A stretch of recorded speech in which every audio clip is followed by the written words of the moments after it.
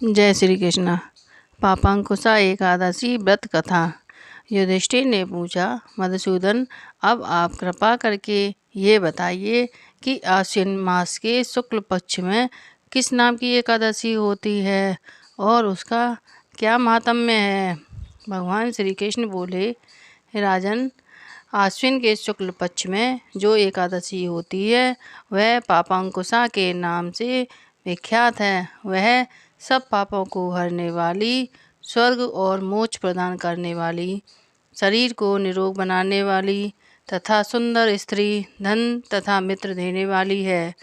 यदि अन्य कार्य के प्रसंग से भी मनुष्य इस एकमात्र एकादशी को उपवास कर ले तो उसे कभी यम यातना नहीं प्राप्त होती।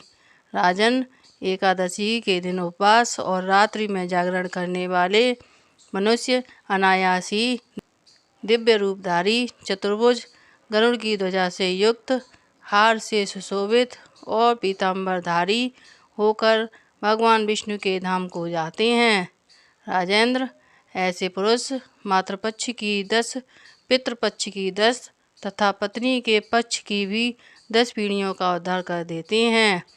उस दिन संपूर्ण मनोरथ की प्राप्ति के लिए मुझे वासुदेव का पूजन करना चाहिए।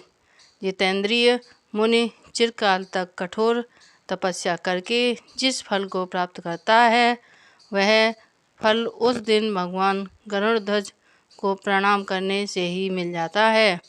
जो पुरुष सुवर्ण, तिल, भूमि, गौ, अन्न, जल, जूते और छाते का दान करता है वह कभी यमराज को नहीं देखता।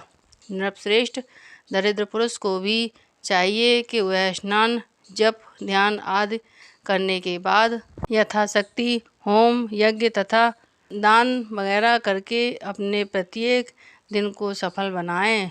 जो होम, स्नान, जप, ध्यान और यज्ञ आदि पुण्य कर्म करने वाले हैं उन्हें भयंकर यम यात्रा नहीं देखनी पड़ती। लोक में जो मानव दीर्घायु, धनाढ्य, कुलीन और निरोग देखे जाते हैं वे पहले के पुण्यात्मा हैं। पुण्यकर्ता पुरुष ऐसे ही देखे जाते हैं। इस विषय में अधिक क्या कहने से लाभ। मनुष्य पाप से दुर्गति में पड़ते हैं और धर्म से स्वर्ग में जाते हैं। राजन, तुमने मुझसे जो कुछ पूछा था उसके अनुसार पापांकुशा एकादशी का महात्म्य मैंने वर्णन किया।